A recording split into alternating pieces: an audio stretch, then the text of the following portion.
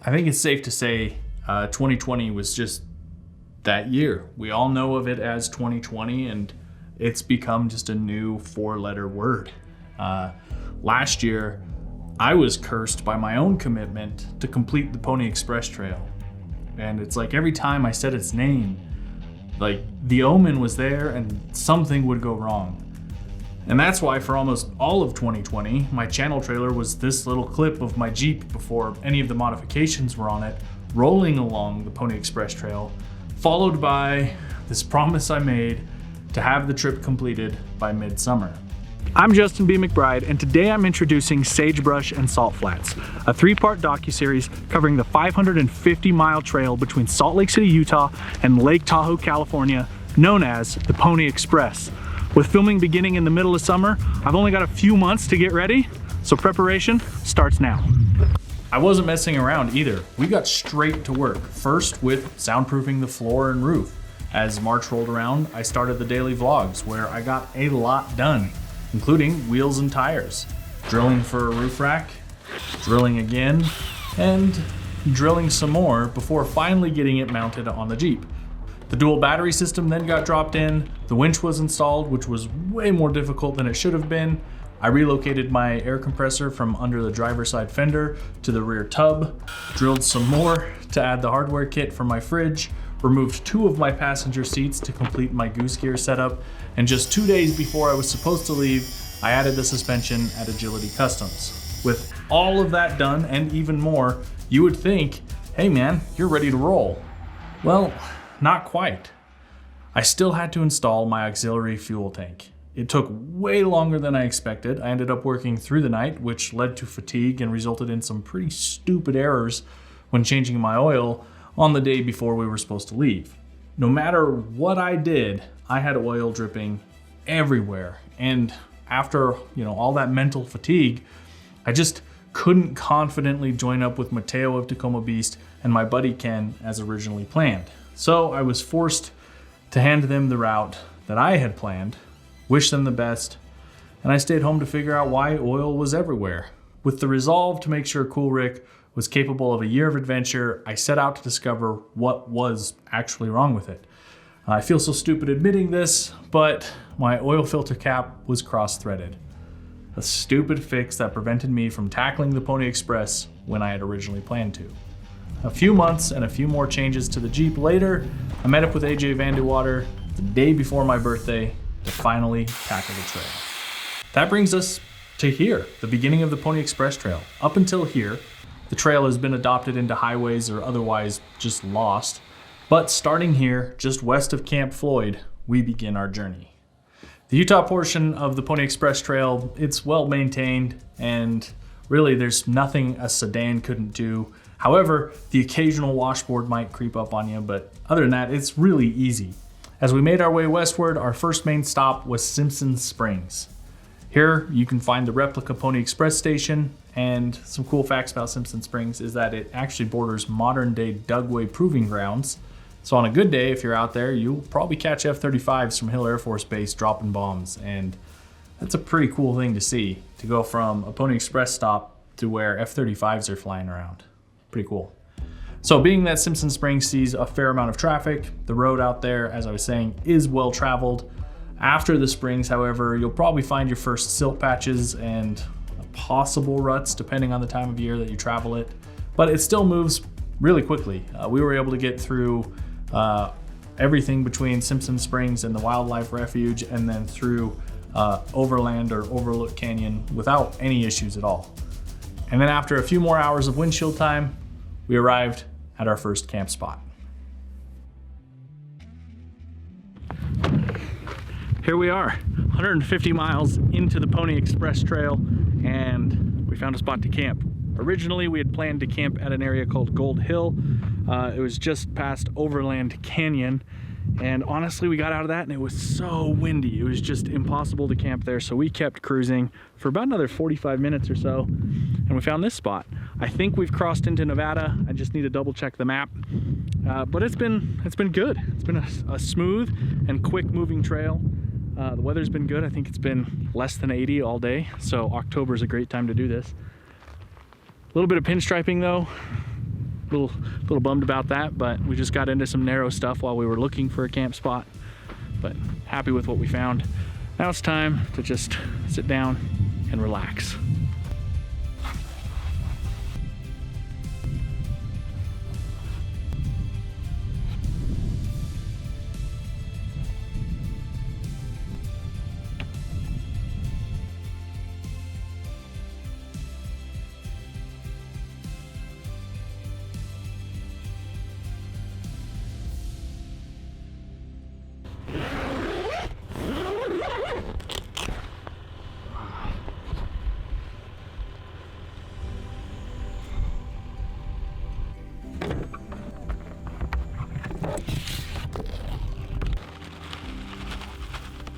I can remember sitting there in my dusty chair that next morning, thinking to myself as I ate that yogurt and granola that it was bound to be a good day. Thinking that I had started my birthday off the best way I knew how, in a tent, and I was about to give the day hell along the Pony Express Trail. Good morning. Today is my birthday, and we have about 200 miles of dirt we need to get behind us today. It's gonna be a good day.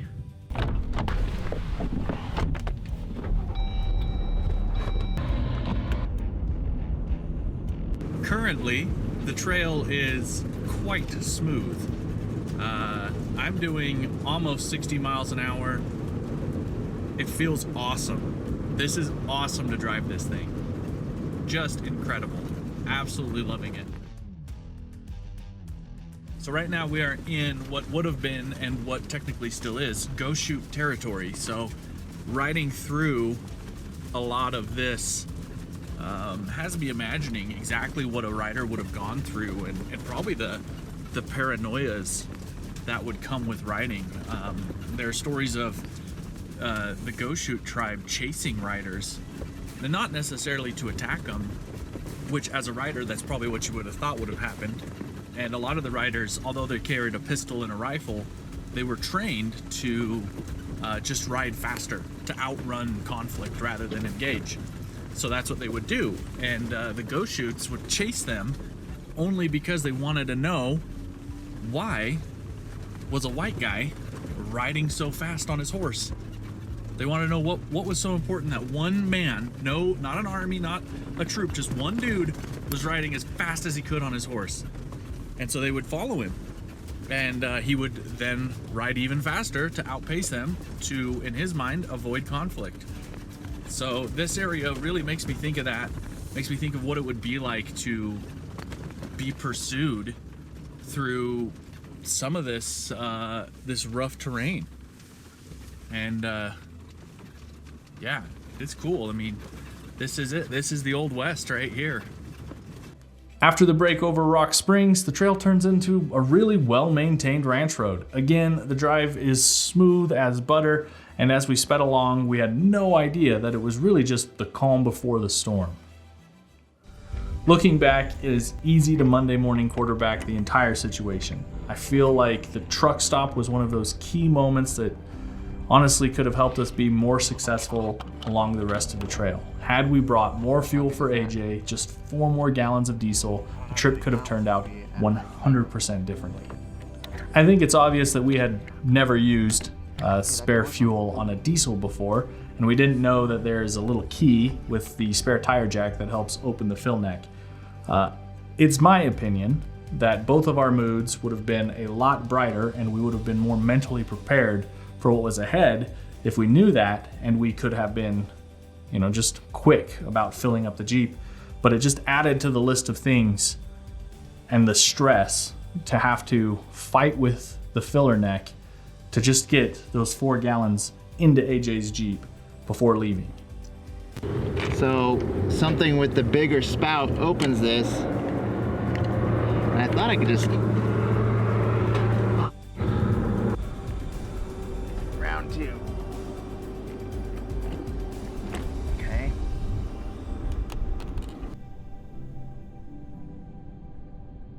And with that jab to our morale firmly planted, we had a short lunch and proceeded to make our way towards Egan Canyon.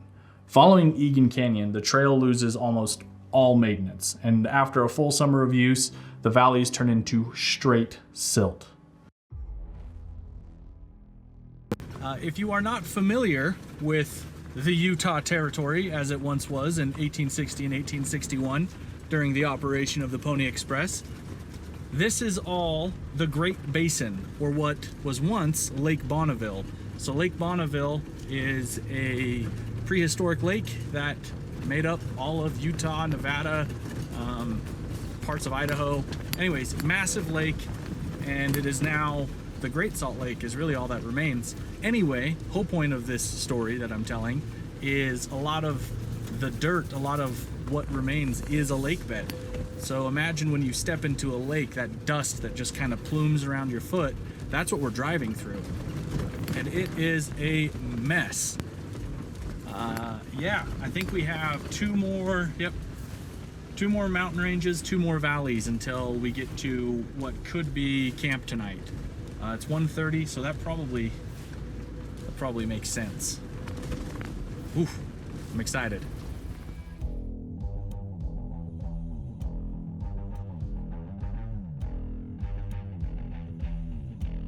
This stuff is deep.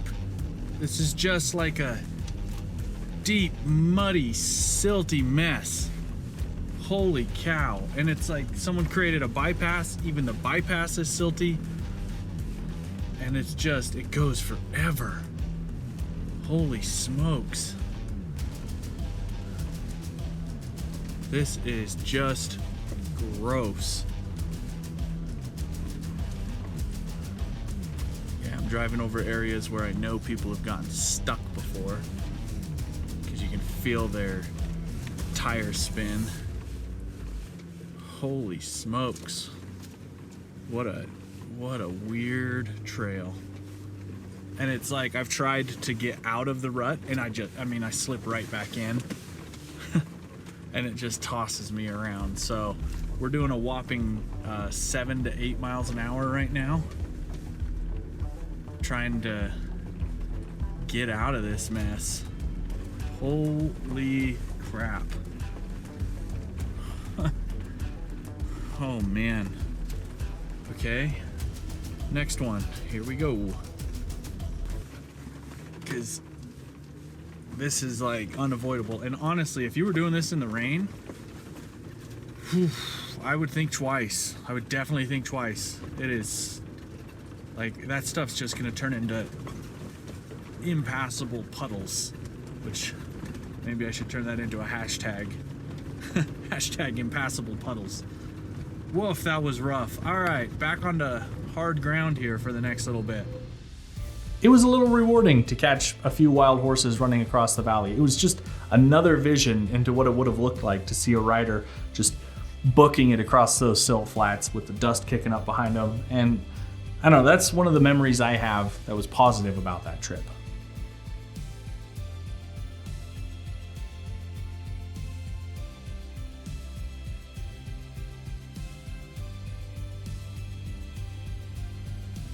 We are doing our best to make sure that AJ has enough fuel to get to our fuel stop. Right now, it's looking very tight. He just did a quick as the crow flies calculation to camp, and it's 85 miles as the crow flies, and that's still probably another 40 miles away from fuel. He has 105 miles remaining or something. So we're heading into the Diamond Mountains now, and after this we'll be in the Diamond Valley, and I think we can probably make a pit stop, maybe like a detour down to get some fuel. So honestly, I don't know right now what we're up against, other than I'm hoping that we can get AJ either fuel or that he has range enough to get to the planned fuel stop, because as of right now it's not looking very good. Get a little pinstriping through this. This is the Diamond Mountain Ridge, and it is as tight of a trail as I care to drive. The whole way up has been slow, the whole way down has been slow. I think we haven't been going faster than 10 miles an hour. So unlike the rest of the day, this portion of the trail is actually faster on pony. And it is like, this part is work. I'm sweating. I'm just, every ounce of the trail is just stress inducing as you try and dodge all the bushes and the rocks simultaneously, and then you have to decide like how off camber do you want to be to avoid, you know, a scratch, or like, because if you go too far you're gonna roll over and that's the biggest scratch you could get, or do you just kind of, yeah, what's the balance? And that's, a lot of this has been like that. It's just so slow moving. I was really hoping to be to a campsite by 5. We still haven't figured out AJ's fuel. He hasn't been responding to me on the radio, so I assume he's in as much of a stress zone as I am, because this little trail here, honestly, I do not think it's designed for vehicles. I think that this is a side-by-side UTV style trail because it is so overgrown. It's almost impassable. Look out, cows. I'm coming through. Oh, but I do see the valley below. I'm really hoping we can get AJ some fuel fast and find a spot to set up for the night. Oh. Unfortunately, the Diamond Pass doesn't pick up the pace. It is slow, narrow, and steep. Not ideal when you're trying to conserve fuel. Even as we hit the summit and passed by the Diamond Pass station marker, the route didn't clear up. If anything, it got worse. Whew, okay, so we figured out fuel. The unfortunate thing is we need to leave the trail and we need to go south 28 miles. So normally we would, about right here, cut right and continue west on the Pony Express.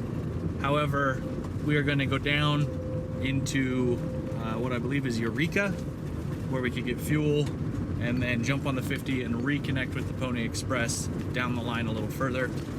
It's an unfortunate thing, but that's adventure, right? Things don't always go according to plan. So, adventure we will to the next fuel station. It wasn't long before we were on the main and what appeared to be the only drag in Eureka. And at this point, we really needed A, that fuel stop, but B, that just overall mental reset. Excellent. While we were refueling, we looked at the map and decided to hold on to Highway 50 until the mining town of Austin. You were thinking Austin, right? Better starting point? Correct, Mundo. Okay, so we're just gonna air up right here. I'm gonna cross the street and get on level ground. Okay.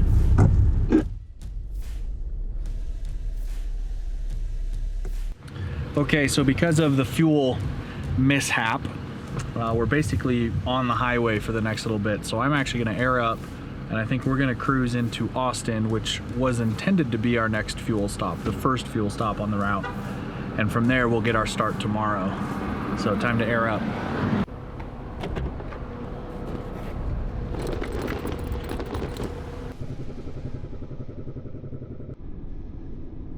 The saga continues. I just finished airing up and AJ walks over and tells me that his tailgate won't close because it's like hyperextended. So the little black arm here needs to fit back in the socket.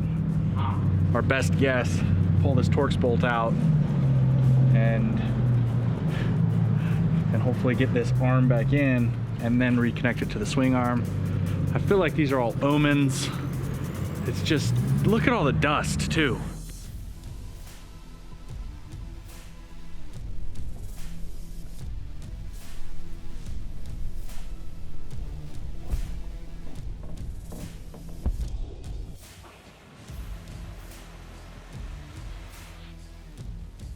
This is it. It'll work.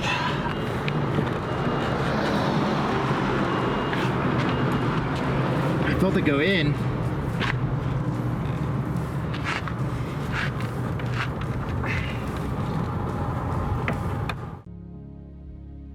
Where a large portion of tomorrow's trail is highway, the conversation we're currently having is, does that count? Or now that we've gotten through the meat of it, are we comfortable walking? And the fun of it. And the fun, like at this point, it's a chore. Like it's just to drive, hey, let's drive another 200 miles on a highway. Exactly. To do what? To get the Tahoe? For what? To turn around and come home? Exactly. Like, yeah, right. to drive all the way to Tahoe, to say, oh, it's butt freezing cold in Tahoe, there's nothing to do here. Thanks, man, high five and leave. Well, yeah, we're planning on heading home Friday morning anyway. Yeah. So, do we just abandon here and walk? I think so. I'm kind of leaning that way. Because the other thing is, everything is so filthy, you don't want to cook. All our stuff is covered in dirt. I mean, AJ's been sleeping inside the Jeep. Including so, myself. yeah, both of us. I think we're at the point that we truce with the trail and say, good job, buddy. Yeah. We got you good and you got us good in return. It's not the way I expected it to go, but that's, like I was saying earlier, that's just adventure. Things happen. It's just, I mean, look at the condition of the vehicles, specifically AJ's. It's just full of dirt, and to expect both of us to enjoy the rest of the trail at this point is just not something that I think we can do, especially after the last few hours and the results that came from that. So it's been an awesome birthday, honestly, but I think the smart decision right now, and I've done this once before on a trail, it was a winter trail, but go with my gut and call it and do what I think is the safer decision. So that's what we're gonna do now. I really hated ending the trip this way. The transformation from the morning's high spirits to the sultry conversation that ultimately ended everything says a lot about the day's experiences and just how the trail treated us and treated our vehicles. The good news is, this is not the final chapter. A new episode of The Trail, this time in winter, will release next week. I started 2021 off by calling Jevin Dovey, and together we completed the entirety of the Pony Express Trail between Salt Lake City and Lake Tahoe. He's a novice to overland travel and should definitely help give you confidence to complete this trail yourself. I've linked his channel below. I have even more great news for you. As you plan your Pony Express trip, I'm working with Onyx Off-Road to add the route to their app, including a bypass around the Diamond Pass that really just wrecked us. If that's something you're interested in, you can join Onyx via my affiliate link below, and make sure to turn on notifications here on this channel so you can be the first to know when Onyx integrates the trail into their software. That does it for me. If you liked the video, then please like the video. If you have a question, leave me a comment. And if you want to hang out again, make sure to subscribe. Until next time, I'm Justin B. McBride.